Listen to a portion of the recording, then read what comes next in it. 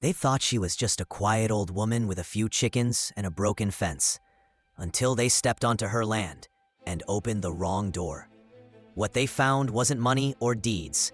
It was a locked military case marked with a seal they didn't recognize. But the Pentagon would. She didn't just grow food, she used to lead missions.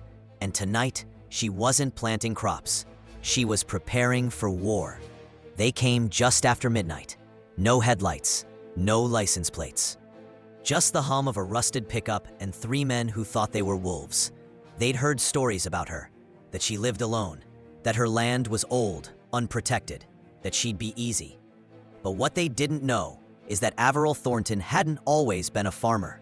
Years ago, she led covert operations overseas. Her team called her Stone Eyes, because once she locked on, she never missed.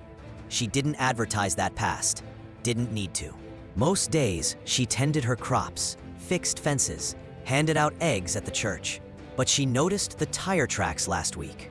The fake surveyor who asked too many questions. And the whisper from a neighbor. They're pushing out all the black folks with no family left. So she prepared, quietly. And when the men walked through her gate that night, one of them laughing, another holding a chain, she didn't meet them at the porch. She was already in the barn, kneeling beside a trapdoor no one had seen in years. Inside, a case sealed tight since her last deployment. When she opened it, the air shifted.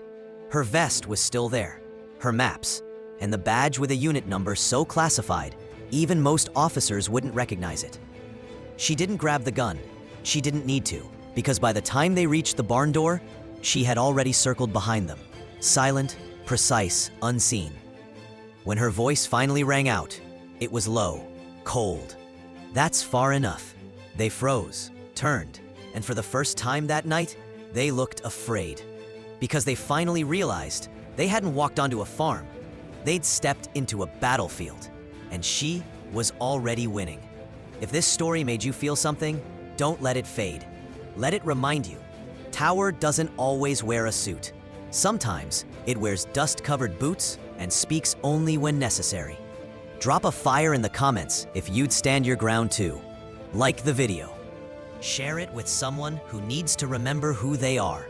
And make sure to subscribe, because every week, we bring you stories that silence doubt and rewrite power.